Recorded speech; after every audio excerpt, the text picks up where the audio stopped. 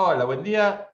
Bueno, soy Edgardo Zablocki. Esperamos un ratito que puedan ingresar y comenzamos el seminario. Ya me acompaña Gabriel Zanotti.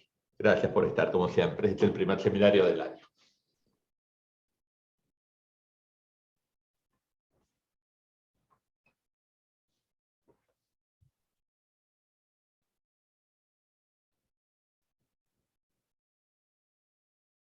Seguramente esperaremos unos 5 minutos y Gabriel, ¿te parece bien? Y empezamos y 35, cuestión que... Me parece perfecto.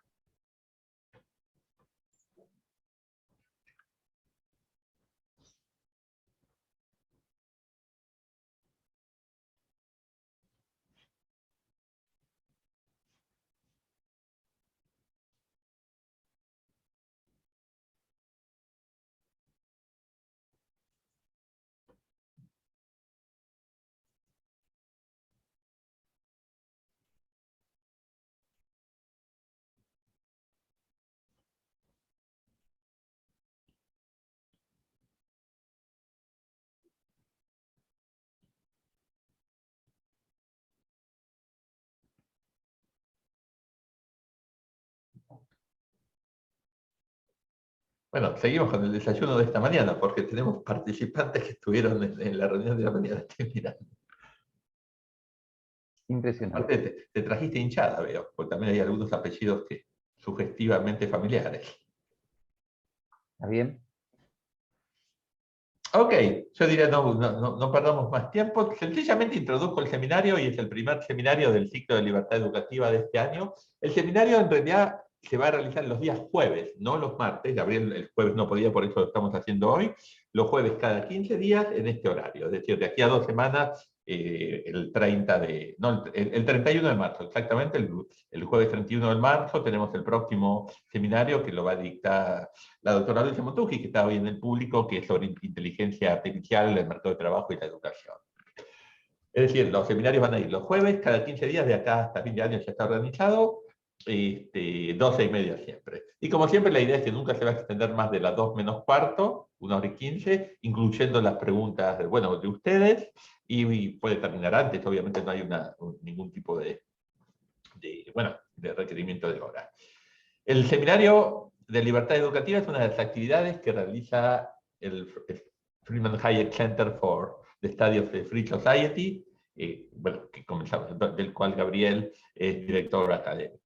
Bueno, hoy Gabriel nos acompaña presentando un libro que está escribiendo hace ya bastante tiempo sobre su padre y sus contribuciones disruptivas, yo diría, si uno piensa, bueno, ahora nos va a compartir Gabriel, son temas que al día de hoy siguen siendo disruptivos, pensando cuando lo escribió es increíble. Gabriel, todo tuyo, gracias por estar.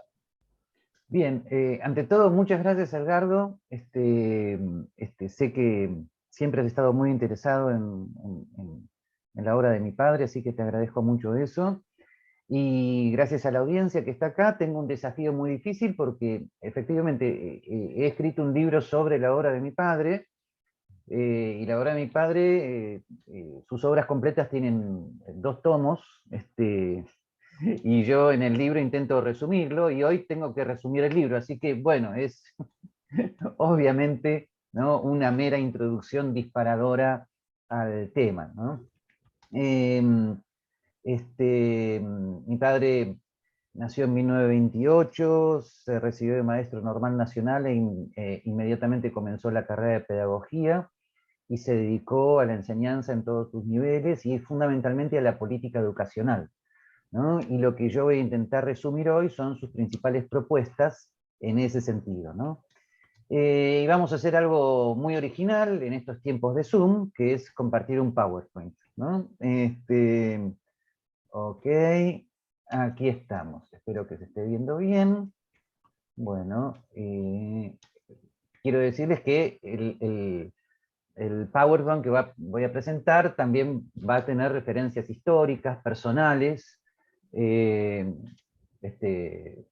Creo que soy el indicado para hacerlas en ese sentido. Por supuesto, me afecta mi subjetividad, pero creo que puede resultar interesante, ¿no?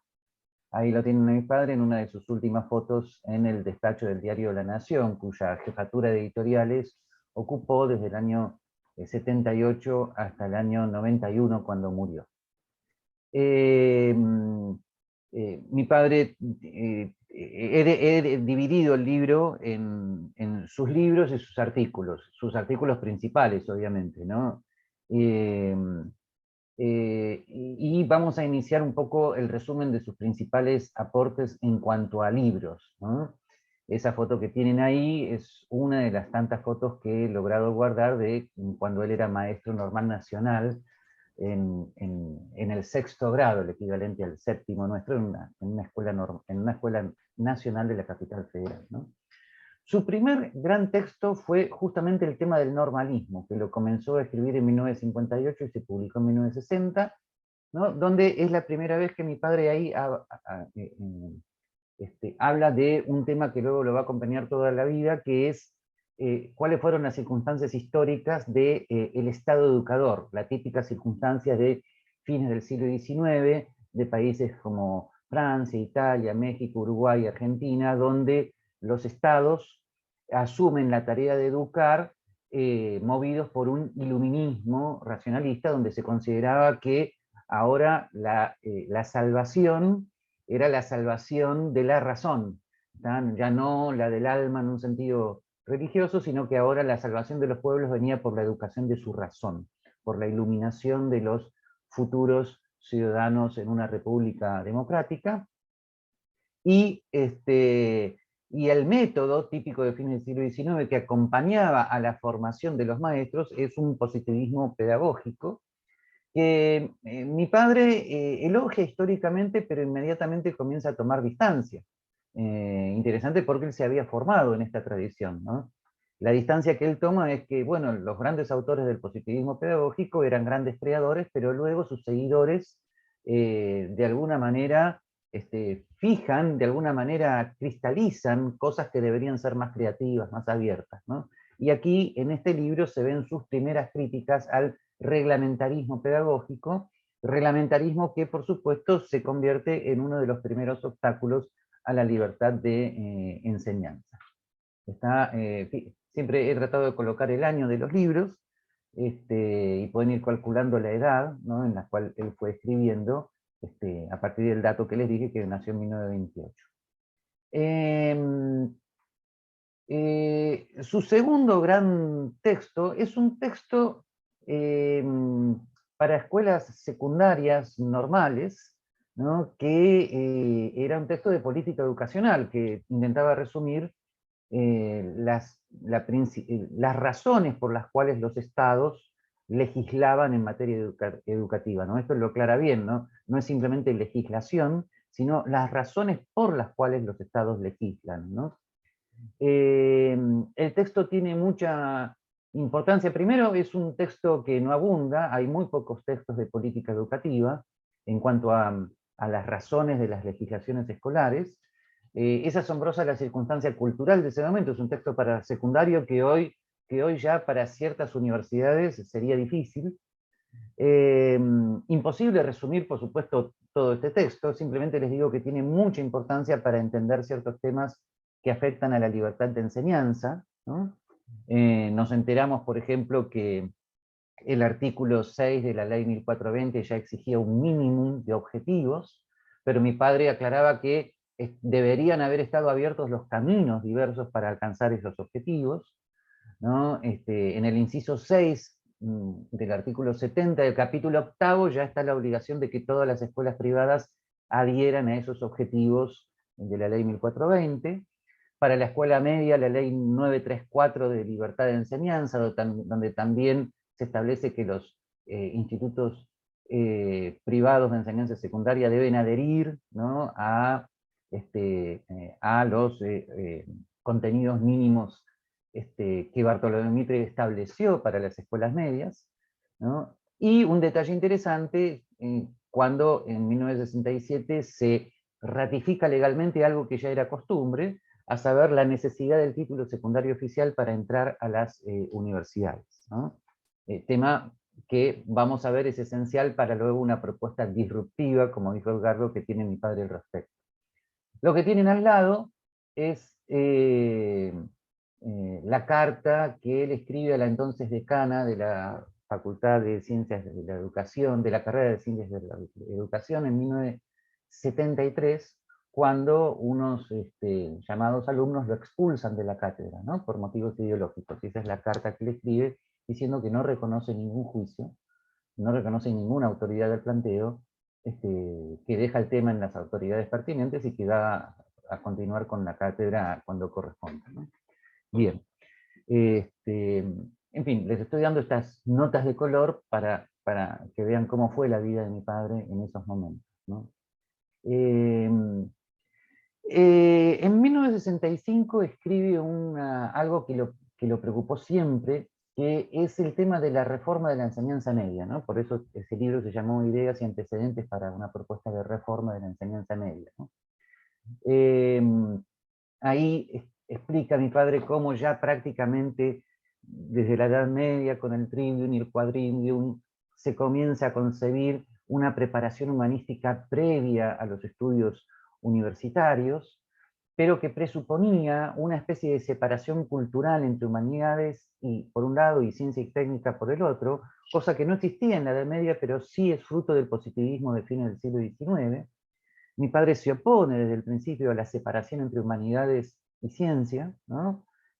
Filosóficamente se opone a eso, sostiene que tiene consecuencias pedagógicas muy graves, explica cómo en el siglo XX aumenta la demanda por la preparación técnica en escuelas secundarias que estaban preparadas, sin embargo, para humanidades, hace una propuesta, que es el famoso tema de la escuela intermedia, ¿no?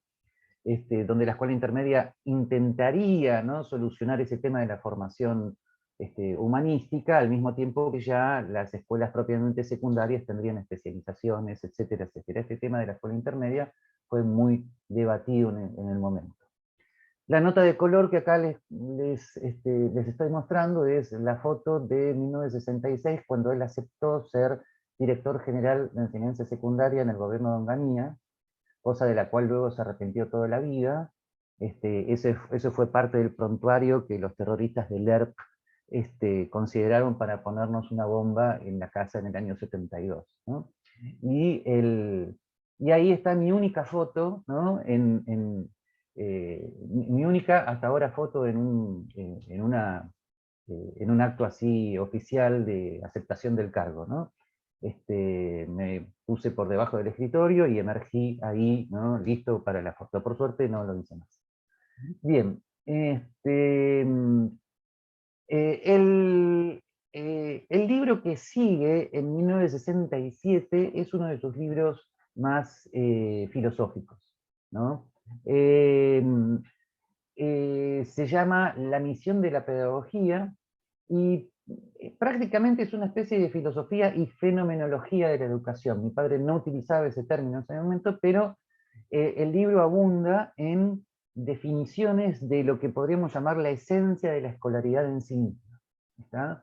Eh, con una filosofía de la educación humanística, donde cita a Maritain, a Lombardo Radice, a Unamuno, ¿no? Pero es muy interesante en el libro la distinción importante que él hace entre educación formal e informal. Explica que la escolaridad en sí misma surge cuando la sociedad demanda ciertos contenidos de transmisión cultural que exceden a lo que el marco cultural informal puede llegar a dar, ¿no? Pero desde ya mi padre advierte, como pueden ver en los esquemitas que intenté hacer, que la escuela, por lo tanto, es efecto y no causa de la sociedad que habita, ¿no? Y que por lo tanto la escuela no tiene por qué reemplazar a ese marco cultural que le está dando vida, ¿no? Y cuando esto se intenta, ¿no?, viene algo que él luego va a llamar desdén y mito de la escuela. El mito es que la escuela es salvadora de una sociedad que sin embargo es causa de la escuela, no, no efecto, y por lo tanto lo que sucede es que se la elogia en los discursos oficiales, pero se la olvida en la vida cotidiana porque se le está exigiendo algo que la escuela no puede dar. Esto es que la escuela formal, que la escolaridad formal no puede dar, ¿no? Esto es fundamental, vamos a ver, para sus propuestas de política educativa posteriores, ¿no? Sigue explicando los mismos temas en un libro de artículos que sale también en el 67, que se llama Procesiones Pedagógicas, donde uno de los artículos dominantes de este libro es lo que acabo de explicar, el desdén y mito de la escuela. Uno de sus temas, vuelvo a decir, que atraviesan toda su obra. O sea, cuando se le pide a la escolaridad formal la salvación de la sociedad, se le está exigiendo mucho más de lo que la escuela puede llegar a dar, ¿no? O sea, el tema de la educación para mi padre es un tema de la transmisión de valores en el marco cultural, que luego deberían sedimentar en la escolaridad formal y no al revés. Así que acá, en este artículo, se está adelantando, ¿no?, la importancia que mi padre siempre dio al tema cultural, que para el cual él tuvo un nombre típico que fue la ciudad educativa. La ciudad educativa, ¿no? Que me parece que es un nombre equivalente a lo que algunos filósofos llamaron, por ejemplo, en el caso de Gadamer, horizonte cultural, en el caso de Husserl, el mundo de la vida, en el caso de Ortega esto tenía que ver con la razón vital, etcétera, etcétera, ¿no? En el libro La escuela y la sociedad en el siglo XX, ¿no?, el tema sigue como profundizándose, porque el eje central de este libro es una desvinculación entre la escuela y la sociedad. O sea, desde fines del siglo XIX y durante todo el siglo XX, la sociedad ha cambiado, la sociedad tiene demandas culturales nuevas, tiene exigencias pedagógicas nuevas, pero la sociedad ha quedado, la escuela en cambio ha quedado anquilosada, petrificada en los mecanismos de escolaridad formal de fines del siglo XIX. Hasta el año que él murió y hasta hoy, ¿no? Esa desvinculación tiene que ver primero con el reglamentarismo en la educación primaria, un reglamentarismo que intenta cristalizar las grandes creaciones de los pedagogos del positivismo pedagógico, y luego el centralismo de la escuela media, entendible en su momento con la creación del Colegio Nacional por parte de Bartolomé Mitre, pero la escuela media queda como centralizada, tanto la estatal como la privada, porque todas las escuelas medias deben seguir el plan de estudios de la ley 934, llamada paradójicamente de libertad de enseñanza, ¿no? Y fundamentalmente, la desvinculación entre escuela y sociedad es una desvinculación entre la escolaridad formal y los nuevos medios de comunicación. O sea, en la escolaridad formal no entran, quedan como afuera lo que en la vida de mi padre fueron la radio, la televisión, el cine, el disco, etcétera, etcétera, etcétera, etcétera, que él los veía como los esenciales medios educativos de mitad del siglo XX y el futuro. Y él veía que ya había una desvinculación entre los rígidos reglamentos y planes y programas de estudio de las escuelas primarias y secundarias y los nuevos medios de comunicación. Esto, por supuesto, lo sigue desarrollando toda su vida, ¿no? La foto que tenemos ahí, coherentemente con lo que acabamos de decir, es una foto de 1991, donde el diario La Nación recién había incorporado las terminales de computadoras en cada uno de los despachos. Había un solo CPU en ese momento para todos los miembros del diario. Bueno, y él ahí se pone al frente de las nuevas tecnologías, siempre entusiasta con respecto al papel de las nuevas tecnologías en el ámbito educativo, ¿no? Por eso durante estos años, 70, 71, 72, gran parte de los que entendieron sus preocupaciones sobre este tema fueron más bien ingenieros y no pedagogos, ¿no? Ahora vamos a destacar eso. Y este libro, Etapas históricas de la política educativa, de 1972, es un libro totalmente esencial en su producción, ¿no? Él ahí distingue 3 etapas de las políticas educativas.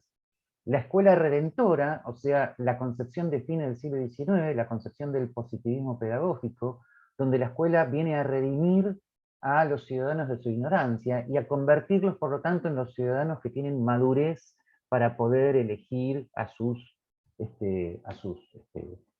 autoridades y ser buenos ciudadanos, etcétera, etcétera. Por supuesto, ya en la década del 20 y del 30 hay pedagogos que advierten que este era un proyecto que tenía una especie de racionalismo, una concepción del hombre demasiado racionalista y que por supuesto estaba conducido en cierta medida al fracaso. Los grandes pedagogos de la Escuela Nueva intentan precisamente recuperar ese mundo de la vida, ese mundo de valores espontáneos que circulaban en otros ámbitos, ¿no? E introducirlo a la escuela. Entonces mi padre por un lado los elogia en cuanto a las críticas al positivismo pedagógico, pero por el otro lado dicen, estos pedagogos cometieron el error de intentar introducir el mundo espontáneo de la vida a la escolaridad formal. Y eso fracasa nuevamente, ¿no? O sea, de vuelta se le vuelve a pedir a la escolaridad formal algo que no puede dar.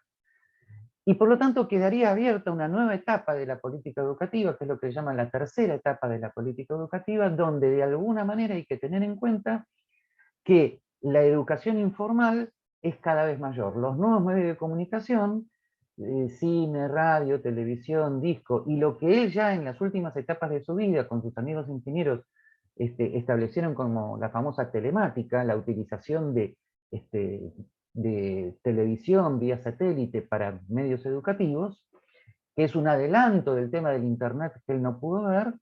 Eso sería como la nueva etapa de la política educativa y vamos a ver de qué modo entonces esto puede convertirse en una nueva etapa no solamente de la política educativa, sino de la educación en general. Bien. Su último libro, Los objetivos de la escuela media, es como una especie de actualización de su libro del 65, este libro es del 76. Esta preocupación lo sigue acompañando y el eje central del libro Los objetivos de la escuela media es esta tesis, ¿no? La incompatibilidad en cuanto a la escuela media y la escuela secundaria con las características típicas de la adolescencia. O sea, la escuela media tiene ciertas características que ustedes ven ahí, en general, ¿no? Independientemente de las reformas que se intenten hacer, ¿no? La rigidez, uniformidad y la obligatoriedad de los planes de estudio y los caminos prefijados, todo eso choca con una estructura adolescente que es más dinámica, que está abierta a la evolución, que tiene que hacer ensayo y error, ¿no? Y por lo tanto, mi padre intenta solucionar esta contradicción entre la escuela media y la adolescencia, ¿no? Con propuestas, las propuestas de los ciclos, ¿no? De la escuela primaria pasar a la escuela intermedia, de la escuela intermedia pasar a una escuela secundaria, y el tema de las materias optativas, ¿no? Que en el libro yo en un apéndice coloco el detalle de cómo él iba proponiendo materias optativas en la secundaria, ¿no? Para ir permitiendo al adolescente hacer ensayo y error, ¿no? Entre paréntesis, este tema de las materias selectivas, que siempre en su momento sonó como muy revolucionario, ¿no? Sin embargo, ya estaba en la propuesta de 1885 de Amadeo Jacques, cuando Bartolomé Mitre le pide un proyecto que nunca se pudo implementar, de establecer planes de enseñanza general y universitaria como estaba en la Constitución Nacional, ¿no? Así que como ven no era una terrible novedad, aunque siempre en relación a las escuelas secundarias tan rígidas, suena como si fuera revolucionario y es una propuesta de 1885. Bien. Y por supuesto fue muy difícil optar, y me pude haber equivocado, por cuáles fueron sus principales artículos. Lo que están viendo ahí en la pantalla son dos ejemplares de una gran revista que él fundó y dirigió, la revista del Instituto de Investigaciones Educativas, desde el año 74 hasta el año 91, que fue prácticamente la única revista latinoamericana de educación no marxista que circuló en esos años, ¿no? Pero también había colaborado mucho en la década del 60 con la revista Cátedra y Vida.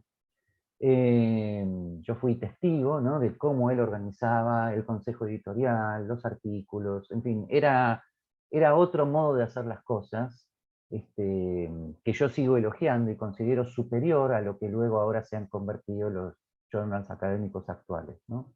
Pero independientemente de este tema, ¿cuáles podrían llegar a ser los grandes artículos de los muchos que escribió mi padre? Bueno, acá faliblemente he seleccionado los siguientes.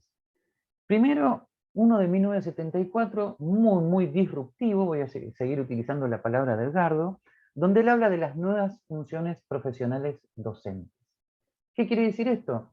Como él consideraba que ahora los nuevos medios de comunicación eran el modo de educarse fundamental que niños y adolescentes tenían, y que la escolaridad formal debería quedar reducida a cosas muy específicas que esos nuevos medios de comunicación no podrían hacer de manera sistemática, aunque eso también está en debate.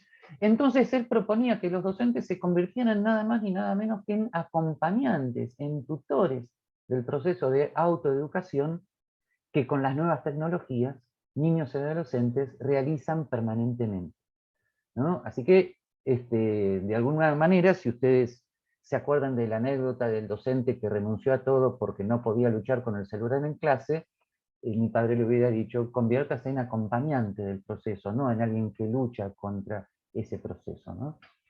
Eh, eh, en este artículo, Nuevas Funciones Profesionales Docentes, también está incorporada toda la filosofía de la educación, de la pedagogía y de la técnica de su gran amigo y colega Giovanni Gozzer.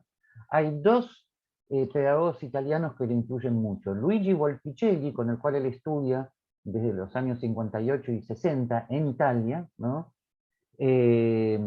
Y Giovanni Gozzer, que es un adelantado del tema de las nuevas tecnologías en educación, del tema de la telemática, en la década del 60, ¿no? Así que ahí en ese artículo están incorporadas estas nuevas ideas de Giovanni Gozzer. Vuelvo a decir, ellos no pudieron prever Internet, por eso ellos pensaban que el docente debía ser a la vez programador de las nuevas computadoras que estaban surgiendo, pero de alguna manera tenían en mente algo similar. El artículo El cuestionamiento de las instituciones escolares surge de una invitación que en 1974 él recibe por la Universidad del Norte en Santo Tomás de Aquino, dirigida entonces por el padre Aníbal Fosbury, para hablar del cuestionamiento de las instituciones escolares que siempre recibían la educación formal tradicional, pero sobre todo ya a partir de la década del 60 por parte de una izquierda muy activa, marxista, que unía el positivismo pedagógico con el capitalismo explotador. Entonces mi padre lo que dice es, yo coincido con las críticas al positivismo pedagógico, pero eso no tiene nada que ver con la revolución marxista en América Latina. Y por lo tanto, mi padre, frente a la izquierda didáctica, quedó como un caso único en la Argentina. ¿Por qué? Porque coincidía con ellos en las críticas al positivismo pedagógico, críticas que no eran compartidos por muchos conservadores de derecha, pero sin embargo, difería absolutamente, y lo decía claramente, con cualquier intento de revolución marxista en América Latina. Y cuando le preguntaban, bueno, pero ¿cuál es su propuesta? Él tenía sus propuestas, él ya las había hecho, todos los libros anteriores. ¿Está? O sea, si querían algún revolucionario no marxista en Argentina, lo tenían a mi padre, ¿no? Muy interesante el artículo Civilización y Barbarie, 100 años después de 1988, porque si bien mi padre fue formado, ¿no?, de alguna manera en una visión conservadora de la Argentina, en la dicotomía civilización y barbarie, mi padre era un gran admirador de Sarmiento, leyó sus obras completas, pero sin embargo, en 1988 mi padre intenta hacer una síntesis, ¿no? Como que de alguna manera en la barbarie denunciada por Sarmiento había también ciertos valores nacionales que debían ser incorporados a la civilización entendida como modernidad, ¿no? Lamentablemente él no pudo seguir desarrollando esta tesis, pero era una tesis de encuentro, ¿no?, entre dos tradiciones que de alguna manera tienen mucho que ver con lo que la Argentina no fue, ¿no? Un artículo muy interesante que por supuesto le interesó mucho a Edgardo en su momento, de 1989, se llamó Los valores fundamentales del mundo del trabajo, donde mi padre, conforme a que hay muchas instancias absolutamente fundamentales en la educación de niños y adolescentes que no tienen que ver con la escolaridad formal, una de sus instancias es el trabajo. Mi padre nunca tuvo la visión apocalíptica del trabajo como la explotación capitalista. Para mi padre el trabajo tenía un valor fundamental desde el punto de vista educativo, y por lo tanto propuso incorporar a la escuela media el trabajo en las empresas, ¿no? ¿Cómo hacerlo? Bueno, él ahí expuso sus propuestas de alguna manera, pero lo interesante era su visión no apocalíptica del trabajo, cosa que era totalmente coherente con su visión no apocalíptica de la ciencia y de la técnica, que él consideraba fundada en las humanidades. En la tesis de posgrado que él hace frente a Luigi Wolficelli, ¿no? Toma la tesis muy desconocida en Argentina de Theodor Glick, ¿no? Donde se intenta hacer una compatibilidad entre humanidades y ciencias, donde se dice lo que luego algunos otros filósofos de la ciencia han dicho en el siglo XX, como por ejemplo Karl Popper, a saber que la ciencia es filosofía, ¿no? La separación entre ciencia y técnica, entre humanidades y técnica, tiene consecuencias pedagógicas que mi padre rechazaba. ¿Está? Así que esta visión integrada del trabajo, no apocalíptica del trabajo, era totalmente coherente con esa visión, ¿no?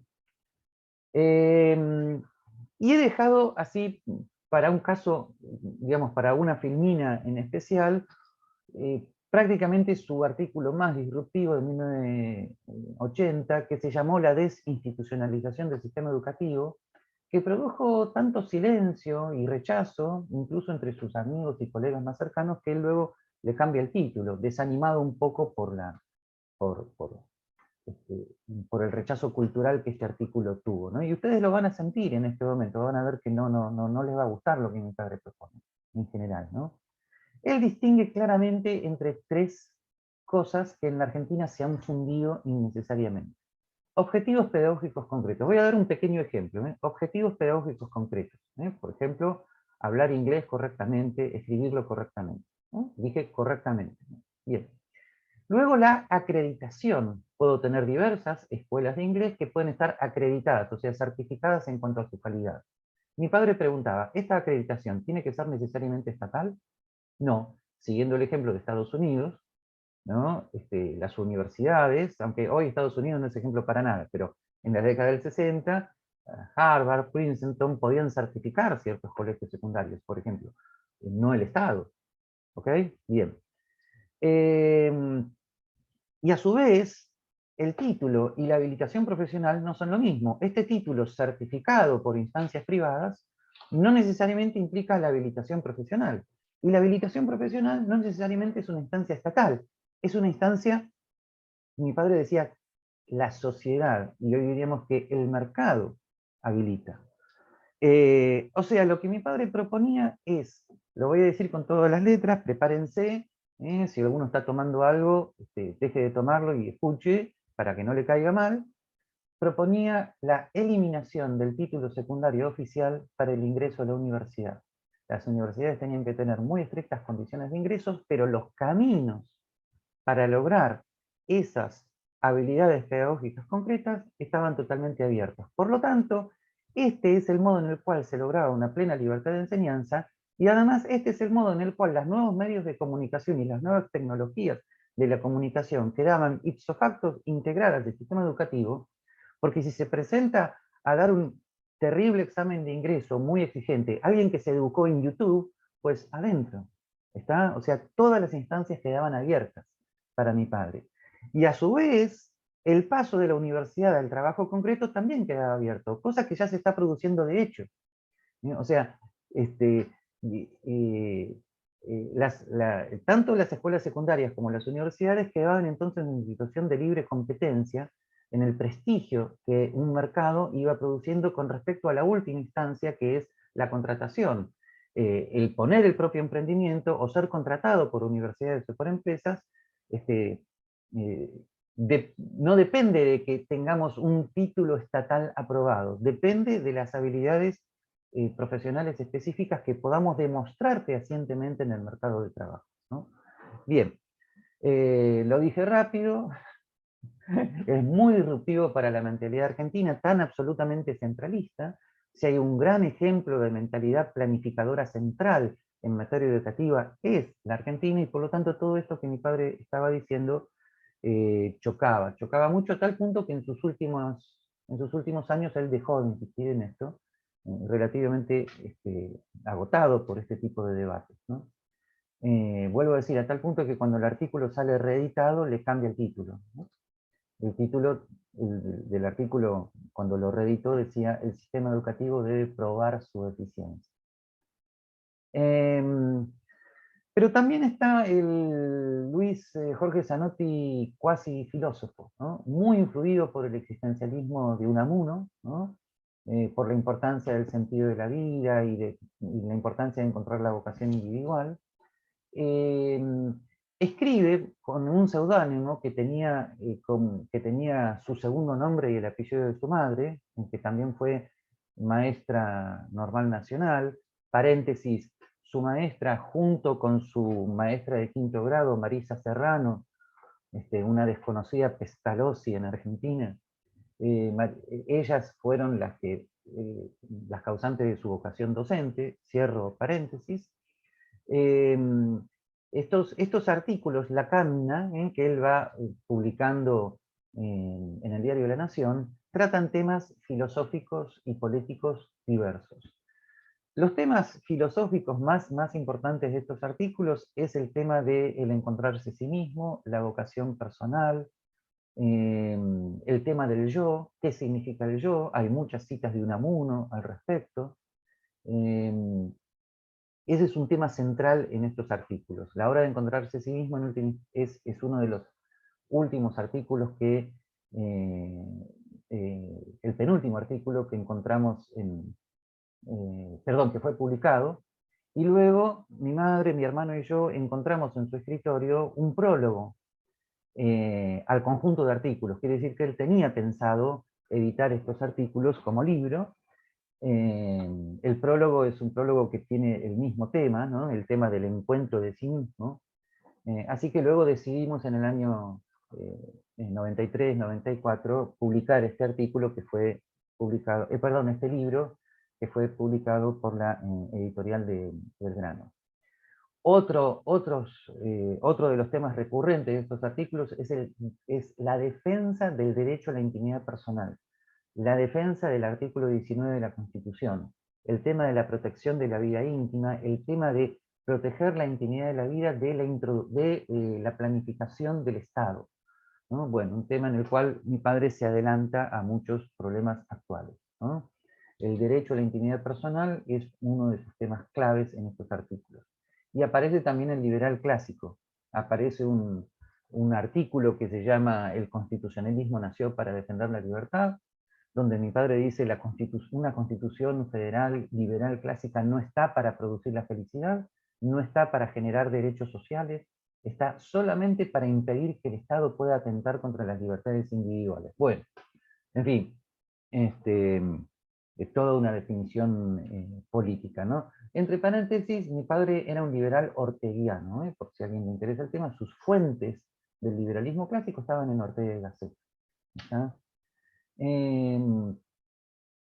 Bien, y concluyo esta rápida descripción con algunas fotos personales. Arriba está la foto favorita de mi hermano Pablo en Italia, creo que es 1959, cuando mi madre, mi padre y él estaban viviendo en Italia, ¿no?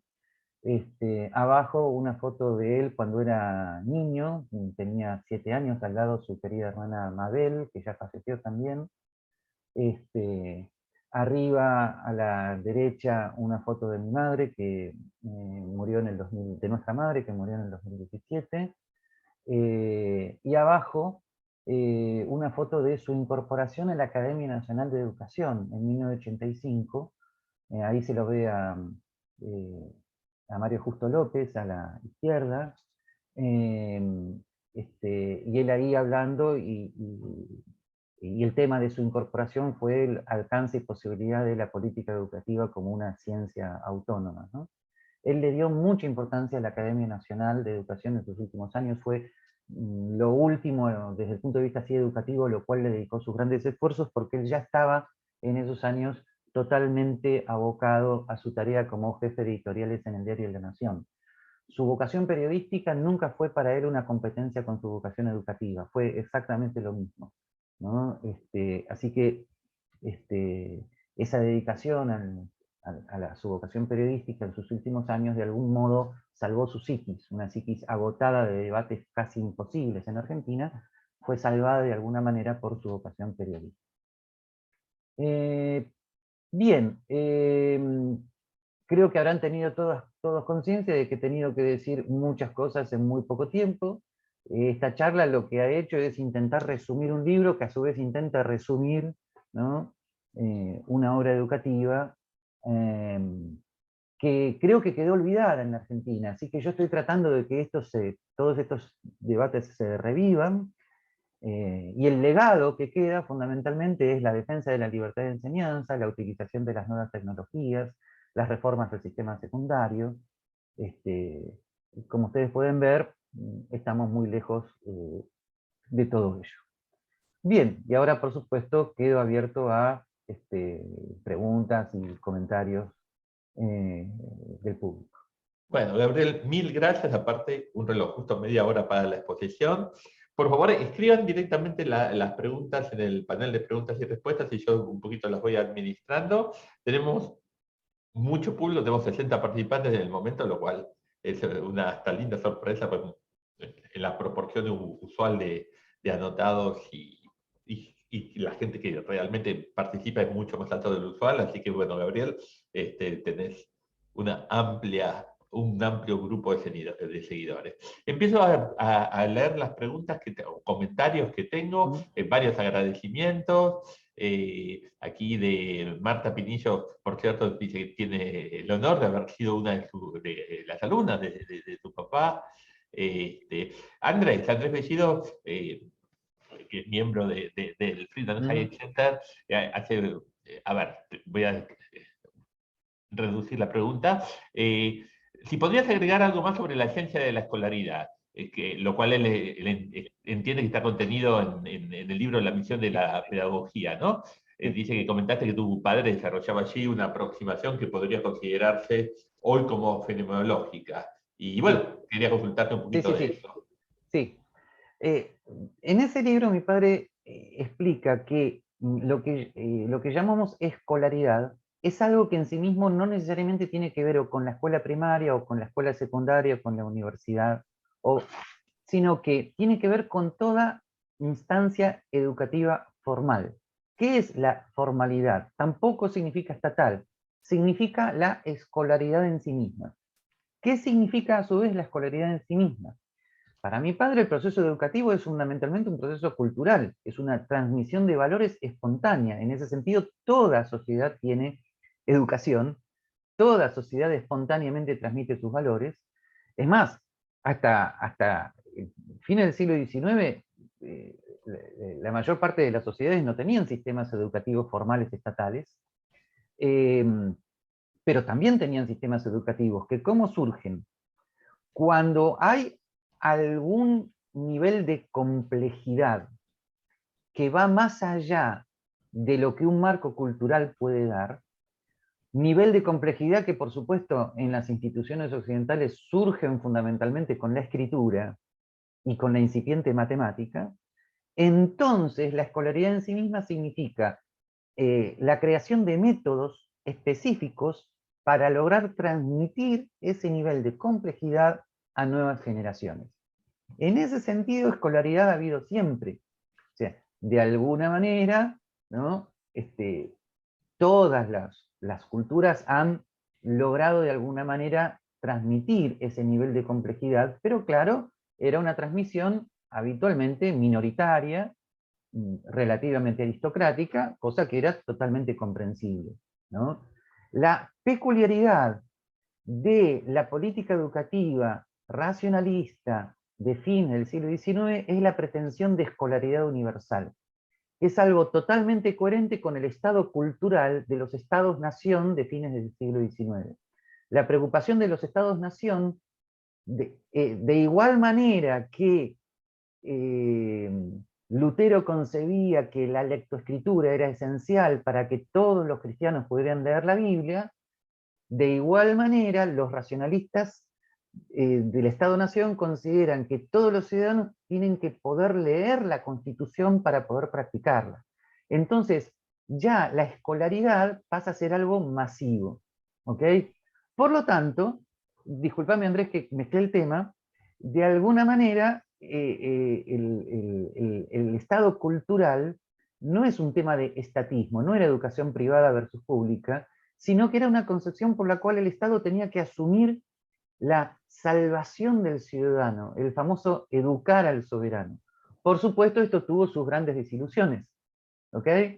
Mi padre explica en su libro Etapas históricas de la política educativa que la famosa frase de Sarmiento, un pueblo educado no votará nunca a Rosas, por lo cual los rosistas lo quisieron mucho a Sarmiento, desde luego, ¿no?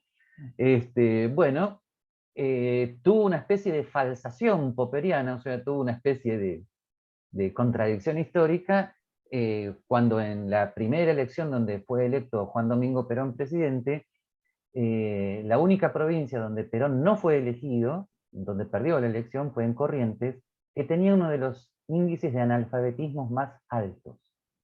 O sea, en la provincia donde el analfabetismo era mayor, Perón perdió, ¿no? Sí, sí. Si el racionalismo pedagógico hubiera tenido razón, la cosa hubiera sido diferente. O sea, hay otras instancias educativas. Las personas se educan de otras maneras que superan a la escolaridad formal. ¿Está? Ahora, justamente, esas instancias están en el Internet, donde de manera totalmente asistemática, niños cada vez más niños y adolescentes se autoeducan. Y entonces, la tarea, la nueva función profesional docente, en vez de luchar contra eso, es acompañar a todo eso, ¿no? ¿Cómo introducirlo al sistema formal?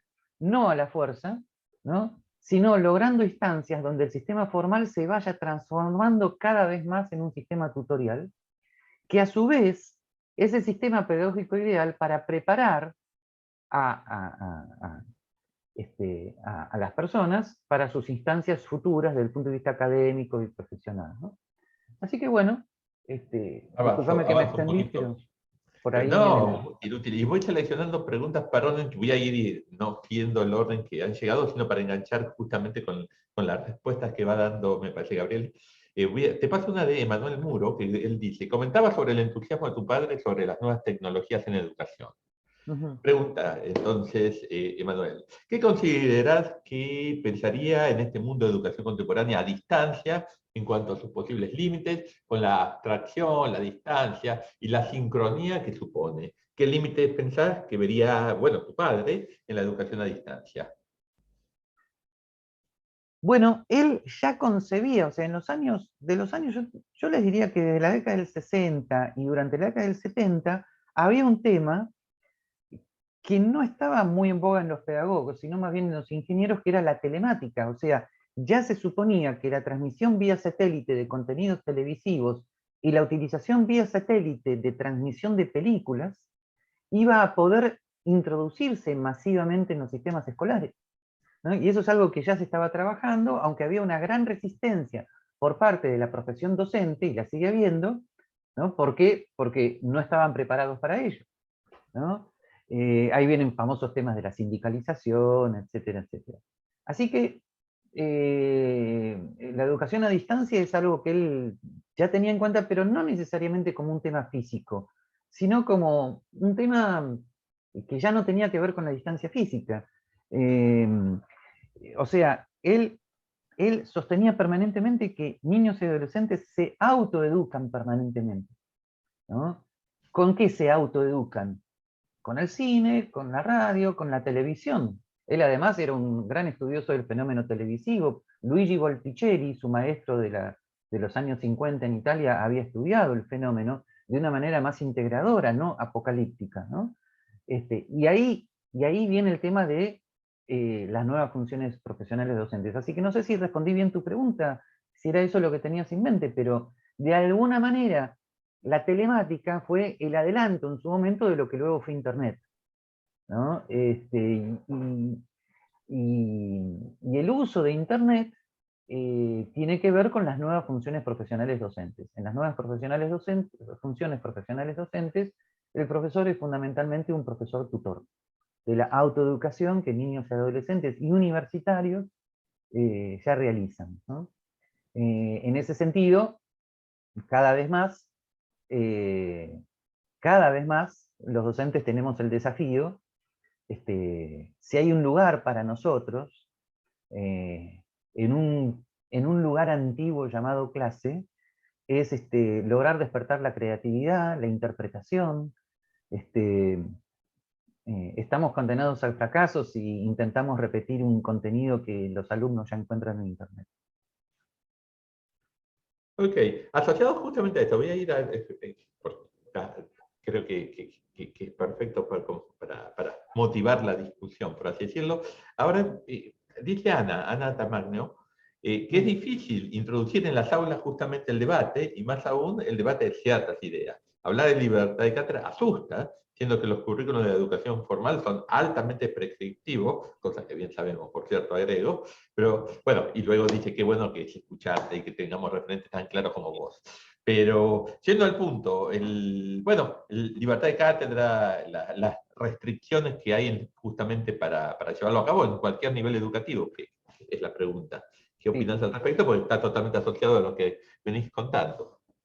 El tema de la libertad de enseñanza yo creo que tiene como dos niveles de análisis. Uno que podríamos llamar históricamente comprensible. A ver, por un lado, la ley 1420, la ley de educación de la provincia de Buenos Aires de 1875, la creación de escuelas normales en Buenos Aires y en Paraná, fijaron contenidos por parte del Estado, o sea, el Estado ahí tuvo un papel muy, muy activo por la creencia en que había que educar a la razón, pero eso era históricamente comprensible, y además los racionalistas de esa época eh, de alguna manera era un racionalismo conmovedor e ingenuo, como, como Sarmiento, como los socialistas democráticos, que trataban de enseñar a leer, enseñar higiene, enseñar las primeras letras. Era el racionalismo de Alicia Moró de Justo, que se iba donde estaban las villas obreras a tratar de evitar el alcoholismo. Era un racionalismo de alguna manera conmovedor, ¿no? Era una fe en la razón exacerbada, pero era conmovedor en cuanto a sus objetivos. Eh, eh, y además, una cosa importante, la ley 1420 y la ley de la provincia de Buenos Aires de 1875 de educación primaria, y esto nadie lo sabe, pero lo tienen explicado en los libros de política educativa de mi padre, dejaban amplio margen, muy amplio margen, a los consejos escolares de padres. Y los consejos escolares de padres en esas leyes están habilitadas para designar maestros, profesores y fijar relativos planes de estudio que fueran compatibles con los objetivos mínimos fijados por la ley. Era una situación de libertad de enseñanza que superaba la dicotomía entre lo estatal y privado en ese momento. Así que, con todas las críticas que podemos hacer a ese estatismo y a ese positivismo pedagógico, culturalmente tenía valores muy positivos. Respetaba la libertad de los padres. Sobre el tema de la libertad de enseñanza y el tema de los padres, si quieren me extiendo después, respetaba la libertad de los padres y tenía objetivos nobles. ¿Ok? Ahora, por supuesto, a partir de las décadas del 40, 50 y 60 suceden dos cosas. La sindicalización total y completa del gremio docente, ¿no? con sus obvios problemas, y luego la ideologización profunda del gremio docente por parte de ideas marxistas, cosa que sigue sucediendo, o sea, lo que hoy llamamos adoctrinamiento, etcétera, etcétera. O sea, hoy el tema de la libertad de enseñanza significa formar a alguien en la libertad de pensamiento versus el adoctrinamiento. Ahora, el adoctrinamiento, y con esto voy directamente a tu pregunta, Ana, el adoctrinamiento es el monólogo sin diálogo. En ese sentido, un liberal también puede adoctrinar si no permite dialogar paradójicamente con su propia ideología. Entonces, en el momento que nos queda, que es el momento donde estamos en el aula, si no nos echan, la tarea que tenemos que hacer es fomentar el pensamiento crítico por parte de los alumnos, fomentar su creatividad, hablar de manera tal que el alumno se siente invitado a conversar con nosotros, ¿no? Bueno, entonces, eso es lo que nos queda, pero sin embargo, lo que nos queda a nivel individual. Sin embargo, hay que seguir bregando por reformas importantísimas a nivel estructuras educativas. Y para eso hay que derogar legislación educativa. Esto siempre lo digo y la gente se enoja. Hay que derogar legislación educativa para que quede abierto al mercado las diversas formas de lograr objetivos pedagógicos concretos que en este momento están demandando empresas y universidades. ¿Está? Por lo tanto, voy a dar un ejemplo con el cual puede alguno no coincidir, perdónenme, pero en mi opinión, influenciada por mi padre también. Miren, en el 91 mi padre ya venía a venir la Ley Federal de Educación que implementó Menem, ¿no? Y mi padre decía, no, por favor, no, que no venga, no sigan legislando. Porque hasta ese momento los posgrados eran libres. Los posgrados funcionaban con sistema de prestigio. Si vos ibas a hacer un máster en finanzas a la Escuela Gabriel y en 3 días yo te pongo el título, máster en finanzas, apenas te contrate un banco, ¿no? y empiezas a hablar de Woody Allen en vez de finanzas, se acabó. El sistema es libre, funciona con un sistema de prestigio. Los que hacían en los años 78, los que hacían másters en el SEMA y en el SEADE y en el IAE, eran los valorados por el mercado, y el mercado funciona espontáneamente al respecto. Eso significa libertad educativa. Por lo tanto, lo primero que habría que hacer es eliminar la Ley Federal de Educación y eliminar la CONEAU, que es un soviet que está ahogando en un reglamentarismo alienante a todos los posgrados. Pero eso, lo primero que habría que hacer, o sea, lo que yo estoy diciendo es muy poco. Luego habría que empezar a liberar todos los otros sectores. ¿Ok? Y esto que yo digo choca mucho porque en la Argentina los liberales se han acostumbrado mucho a la libertad de mercado para economía, pero no la conciben para educación. Y mejor me callo si empezamos a hablar de lo que significa la libertad de mercado en materia médica, ¿no? Ok, sí. Cambiemos de tema, como diría alguien. Voy a dos preguntas que están asociadas. Silvia Piovesan, perdón si lo pronuncié mal, te pregunta, bueno, el tema de la causa-efecto entre escuela y sociedad. Y ella te pregunta si no es circular. Y recién Wenceslao Jiménez Bonet, más allá dice que le encanta escucharte y que nuevamente plantea la idea que la escuela es efecto y no causa, si podés avanzar un poquito con el tema. Las Sí. dos están bastante asociadas. Pero no, mi padre reconocía que hay un proceso circular, él lo dijo, o sea, los docentes de prestigio formados en los sistemas escolares pueden luego influir en la sociedad, eso por supuesto, ¿ok? Pero sería una ilusión racionalista pedirle a la escuela que sea el agente de cambio de todo el sistema social, porque los sistemas formales de enseñanza no son suficientes para la internalización vital de valores. Por lo tanto, las demás instancias culturales de formación son esenciales para la formación de la persona. Bien, esas instancias que implican la internalización vital de valores, ¿okay?, son la causa última de lo que luego vemos en la escolaridad formal. Entonces, la Argentina en ese sentido siempre es un país de dicotomías, de contrastes, ¿no? Un Borges es efecto de la cultura argentina, pero un Baradel también, gente, un Baradel también. ¿De dónde salió? Salió de nuestra sociedad. O sea, salió de nosotros.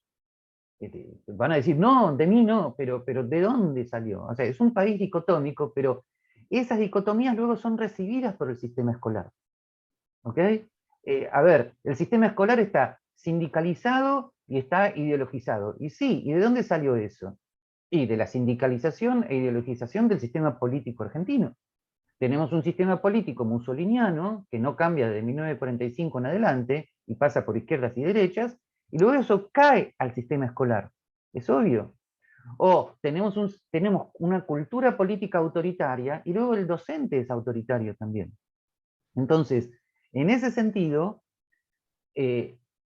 alabadas sean todos los intentos de reforma que intenten formar un mejor docente, pero el docente no puede ser un llanero solitario que cambie él heroicamente las cosas, ¿no? Yo esto lo escribí en un blog donde hablaba de algunas películas que destacan siempre a profesores heroicos, pero el sistema sigue igual. Los sistemas están hechos para personas normales. Los sistemas escolares, docentes, tienen que responder a incentivos normales. ¿Está? Entonces, la Argentina en ese sentido es un país que está muy atento a noticias como, por ejemplo, una maestra caminó en Salta 20 kilómetros todos los días para llegar a su lugar de trabajo. Y nosotros consideramos que esa maestra heroica, que merece todos nuestros elogios, es la solución. Eso no es la solución, eso es efecto de un drama. ¿Ok? Entonces, en ese sentido, mi padre destacaba que los sistemas escolares son fruto de los valores fundantes que ya habitan en una sociedad. Y si esos valores son disvalores, así será el sistema escolar que tengamos. Ok, nos vamos quedando sin mucho tiempo, pero por eso tengo que seleccionar. Quiero volver a una nueva pregunta de Manuel Muro que en realidad te repregunta en función de tu respuesta.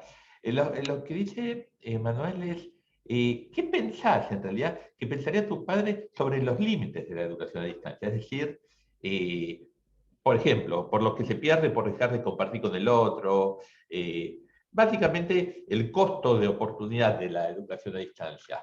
Porque la educación a distancia es claro que nos da la libertad, nos permite, bueno, hacer cosas que no están reguladas, nos permite el autoconocimiento, ¿no? El estudiar, pues, ser autodidactas, pero tiene un costo.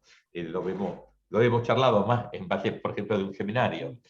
Bueno, la pregunta es qué pensamos que Sí, son los límites y cuáles son los costos. la relación entre nuevas tecnologías y sistemas formales no tenía que ver tanto con lo que llamaríamos educación a distancia. Tenía que ver con un papel tutorial del docente que por lo tanto está al lado de las nuevas tecnologías, guiando con ellas al alumno, ¿no? Ahora, eso tiene su instancia, les interesará saber esto, eso tiene su instancia formal.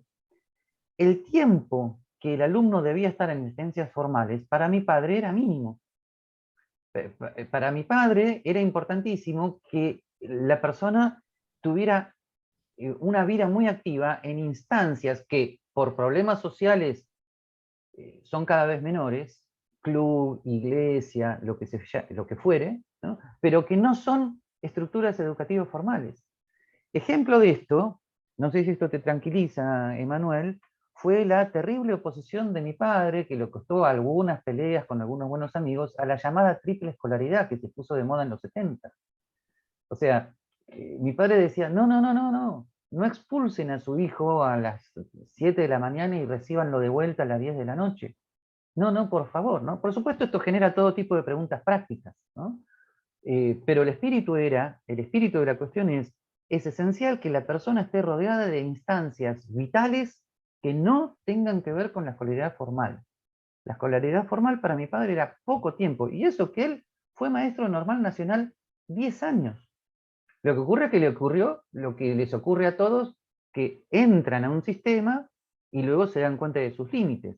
Lo que ocurre es que la distancia que mi padre toma del positivismo pedagógico es una distancia amigable. Él en el libro Precisiones Pedagógicas da el siguiente ejemplo. Supongamos que dos hermanos heredan la casa de un abuelo y la casa está con muchos problemas. Bueno, ¿cuál es la actitud?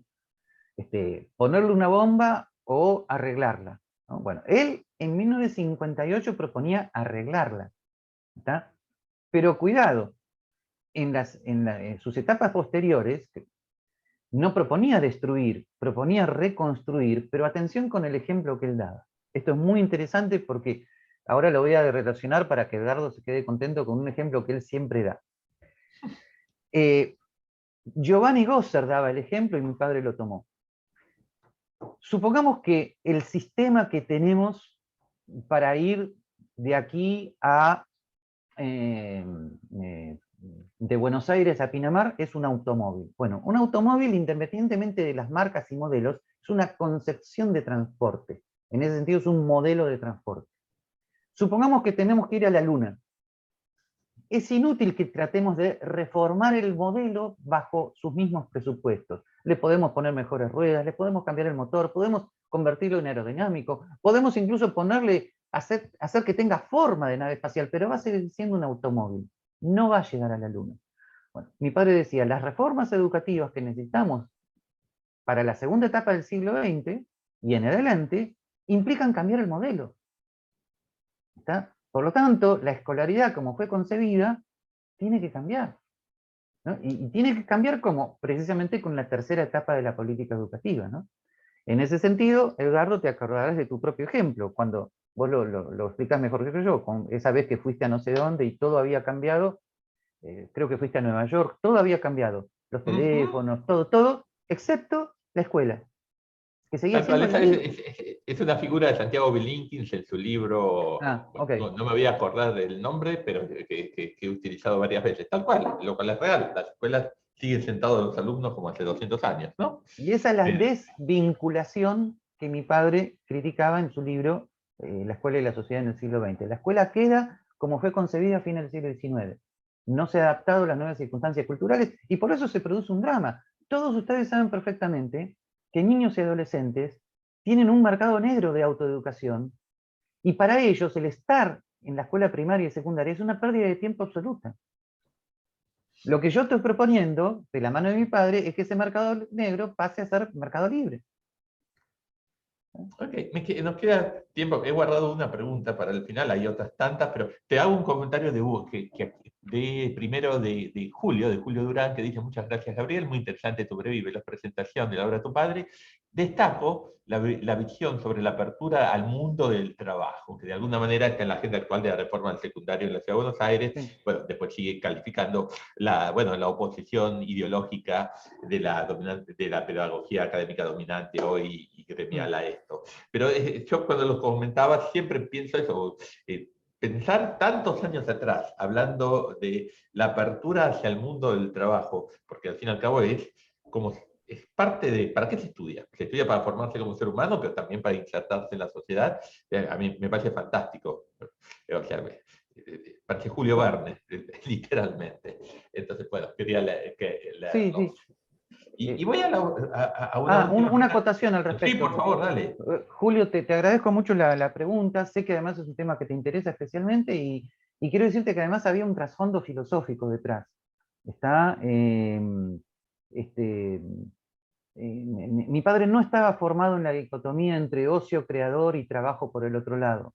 El trabajo para él era una instancia creadora. ¿Está? Entonces, y no tenía esas visiones apocalípticas que se han difundido de ciertas filosofías posmodernas acerca del trabajo. Y eso en la Argentina también chocó mucho, ¿okay? Porque acá el trabajo ha devenido en la palabra laburo, y la palabra laburo tiene un sentido trágico. En cambio, mi padre, pobrecito, era una especie de beberiano metido acá en la Argentina. Para mi padre el trabajo era cuasi salvífico, ¿okay? Así que eso es muy, muy importante. Bien, seguí, Edgardo. Ok, y dejo para cerrar este intercambio de preguntas, hay muchas más, pero bueno, esta no quedarse con hambre, como siempre digo. La de María Inés Valla, que es bien abierta y es para dejarte, bueno, justamente exponer a vos. Bueno, para empezar, dice que le fascinó tu exposición, esa idea tan disruptiva de la desaparición de la escuela y también el rol de la autoeducación. Y ahí viene la pregunta: ¿qué crees que tu padre nos sugeriría hoy en día a los padres que apostamos por una alternativa distinta para la educación de nuestros hijos? Y avanza un poquito. Ejemplo, que los padres seamos tutores, apoyados en un programa a distancia, que organicemos grupos de burbujas, ¿no? Grupos de chicos con tutores a cargo. Entonces, la pregunta es: ¿cuál sería un modelo alternativo que funcionaría según tu padre? Y eso está Bien, asociado, perdón, para unir sí. con otra pregunta, algo que Teresa Acabado te pregunta, que bueno, el rol de la pandemia en estos cambios en la forma de enseñar y aprender, que tiene mucho que ver con la posibilidad hoy de los padres de ver una realidad distinta, ¿no? Que la tomaron en pandemia, muchos de ellos. Bien. Bien, el tema del homeschooling no estuvo tratado con ese término en la obra de mi padre. Pero se podría decir que había dos cosas que producían una tendencia hacia ello. Primero, la libertad de enseñanza que él proponía implicaba que todas las opciones estaban abiertas. Por lo tanto, si un chico hizo homeschooling toda su vida y con eso queda perfectamente preparado para entrar a Harvard, perfecto, ¿ok? O a donde sea. Bien. Pero eso no quita la libertad de enseñanza de otras instancias. Pero además, el valor que mi padre ponía en el tema familiar, su oposición a un sistema escolar extendido en el tiempo, ¿no? O sea, su oposición a la triple escolaridad, por ejemplo. Bueno, ese tipo de cosas implicaban que de alguna manera él habría estado de acuerdo con, con el homeschooling. Y una pequeña anécdota, Marinés, que la escribo en el libro, mi padre era muy escéptico con respecto ya en la década del 80, con respecto a la dicotomía entre los buenos colegios o los colegios estatales. Todos los años 100.000 personas le preguntaban a qué colegio puedo ir y mandar a mi hijo, qué significa un buen colegio. Y mi padre contestaba, mándelo al colegio que tenga la vuelta de la esquina, la clave es usted. Y esa era su respuesta y todos se quedaban mirando como si se hubiera vuelto loco. No importaba, le decía. La clave es usted, la clave es el marco familiar. Ese que imagínate lo feliz que le estaría de los padres que fueran capaces de esta instancia, ¿no? El tema de la pandemia no mejoró por las buenas la situación, la mejoró por la fuerza. Por las buenas no, porque el sistema pedagógico positivista del aula, en cuanto a recepción pasiva de datos, es un sistema racionalista de comunicación de contenidos que es tan nocivo tanto en lo presencial como en lo virtual. Por lo tanto, si se transmite al famoso Zoom los vicios del aula presencial, donde un profesor habla y los demás repiten so pena de ser fusilados, bueno, es lo mismo Zoom que presencial que cualquier cosa. Ahora, lo que ha tenido esto de bueno es que algunos padres han descubierto que algo tienen que hacer con sus hijos porque, mirá cómo lo voy a decir, porque gracias a Dios el Zoom es ineficiente.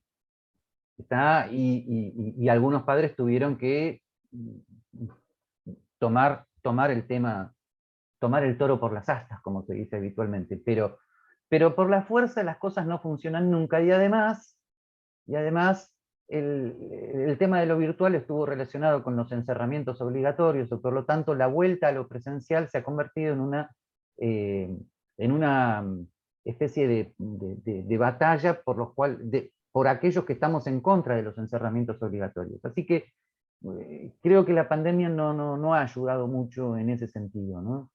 Eh, el asunto es un sistema escolar formal eficiente, pequeño en tiempo, muy específico, lectoescritura, operaciones matemáticas, y lo demás, profesores tutoriales que acompañen a la autoeducación del niño y del adolescente, y si esos profesores tutoriales son los padres, mucho mejor.